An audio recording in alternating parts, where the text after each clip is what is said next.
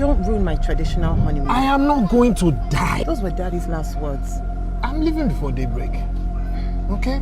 There is night before daybreak. And darkness functions more at night. My sister, the poet, you are too scared. But you know what you're doing is not right. What I'm doing is not right. Yes, I know. I'm lefty, so what I'm doing is left. If not be lefty, who go do it? Yes.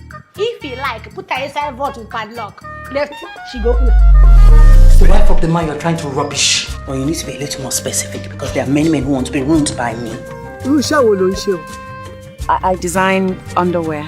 You're trading your faith for ordinary brazier? Are you really going to judge someone you don't even know? You that you're talking, do you know her? Yeah, if I get, I am smoking cigarette.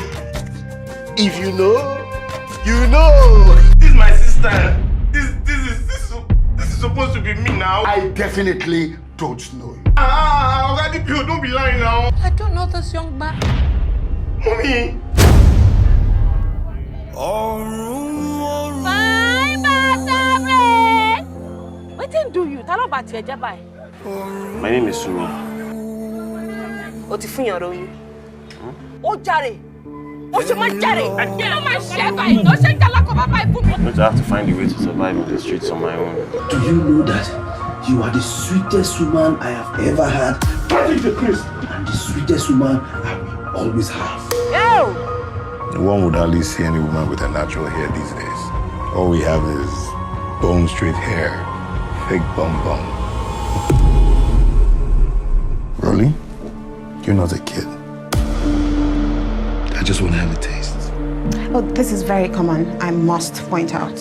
Some of these women would never speak up. I don't think I can do this thing. Do not embarrass me this day. I'm so sorry, Mommy. You're really ready to get married to a man who does this to you.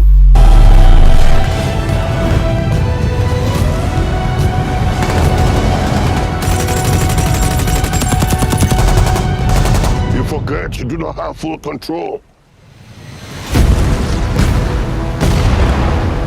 Right now, you don't have full control. Ṣé rí gbogbo làásìgbò tí ó ń ṣẹlẹ̀ nínú ìlú wa yìí?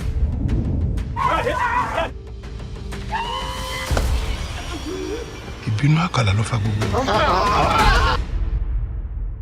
Wọ́ tí mo ní o fẹ́ ọmọ ọba kí n bá ọba dáná. Mo ti máa ń tí mo ṣe. Hi everyone, my name is Zainab, and on today's episode, I'll be giving you top 10 Netflix movies. On my top 10, I have Omogeto the Saga. Omogeto the Saga is basically the continuation of the former, we all know Omogeto. So it's just she continued the movie, showing her afterlife after leaving the ghetto with her mother and meeting her twin sister. One part I like about the movie was the strict vibe, the bass, the streets anthems and everything. It was so comic and it was so nice. My favorite scene was the scene between the girls and the boys. And on number 9, I have My Village People. My Village People was starring Bovi, we have Benita, we had Rachel Oniga, may I so rest in peace, and so many other amazing actors. A comic, but also another movie because it deals with Bovi going to the village for his sister's wedding, and he met the 3 witches. They were warning him, and the signals they were giving him was so scary, and it was okay, they were warning him that not to talk to anybody, not to eat food from anybody, but I was just how will I come to the village and I will not enjoy the village life, everybody's always I just go back, so I'm going to my village. I have to enjoy village life, even a village girl, make her just do chop and clean out. So it was just big on that. Even his sister warned him so clear that do not do anything, just sleep, wake up, and he lived the next day. But he met with someone and they had something to do with each other, and everything started turning apart, and there were so many disturbance and all. For one part, I love the movie. It was just the comic parts, the actors, the actions and everything just made it so fun, and it was a really, really good movie. And I hope you do check the movie out for those that have not seen it. And I know that those that have seen it also enjoyed it. And for number 8, we have The Wildflower, starring Demi Okola, Zubi Michael, Toyin Abrams.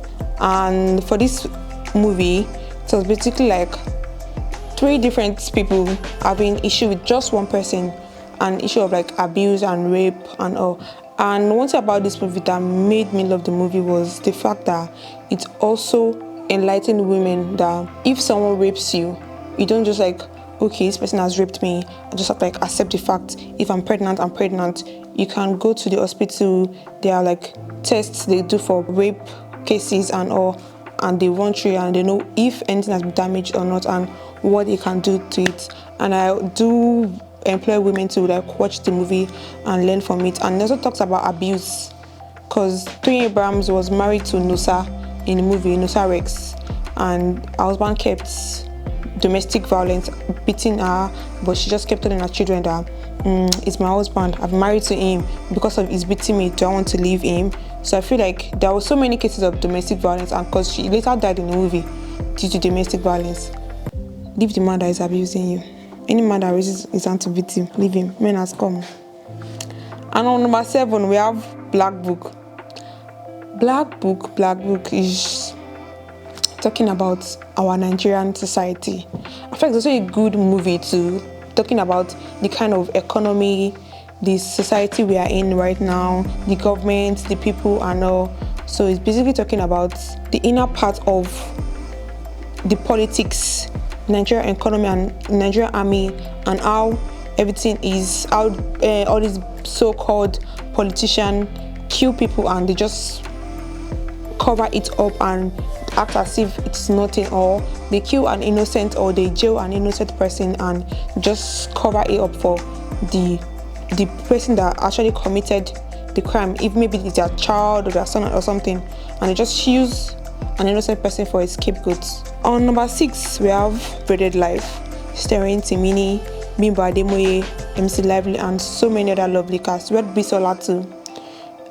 Braided Life is just basically like Timini was a rich boy, and all of a sudden he had an accident, and nobody, even his mom, his housekeeper, his gateman, nobody could remember it except a bread seller that was Bimbo Ademoye, and he doesn't have any other choice than to like stay with her as a spoiled brat.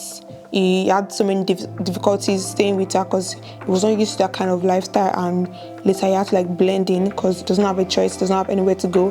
His family does not recognize him, his friends, his workers at home, nobody recognize him, so he had to just stay. And it also had the fun part, the comic part, and the serious part. Also the hard-working part where it shows where Timini was like, oh, I don't have anything I'm doing and I can just live off this girl. And he also used his knowledge, like he went to school, so he also used his knowledge that I can start something in this ghetto, this street that I am in. I can do something with my intelligence and all.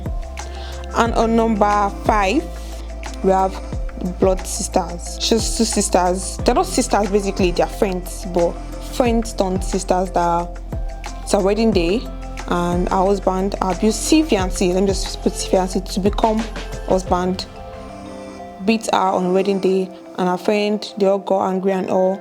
They shot the guy, they had to bury the guy, and they had to run for their life. But all I just say is, now for movie all this kind of thing this up, no try they go jail you. But the movie is interesting. It shows the relationship between some boys and their mother, you know, the mommy's boys, and how the mother didn't really care about the wife or any other person, but she cared about her son, where he is and what he's doing. She doesn't care whether he was abusing this person or not.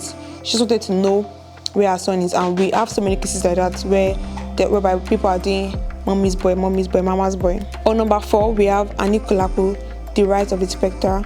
It's a new movie. We had Anikulapo and Anikulapo, but now this is like a part 2 of Anikulapo, showing us what happened to Saru at the end and what went on at the aftermath, and how Bimbo also survived the exile, and they brought in so many other characters. The Bashon going on power tests, looking for Anikulako, trying to collect the power from Saru, because he also wants the power to raise people up, and for that he started being rude to people and all, and feels like once he has the power, he could do anything he wants. And this movie talks about power tests and so many emotions going on in the movie and all. Then on number 3 we have Adire, starring Kehinde Bankole, Yvonne Jegede, and so many amazing characters. Lizzie Omobado's character was just like the comic relief in the movie, because anytime the scene is getting serious, she's always trying to like find something or say something to just like bring it back. The movie is basically talking about Kehinde Bankole being an hookup girl, the most wanted babe in this year hookup society, but she wanted another life for herself, so she said she's going to move on. She stole her oga's money and she moved to another city.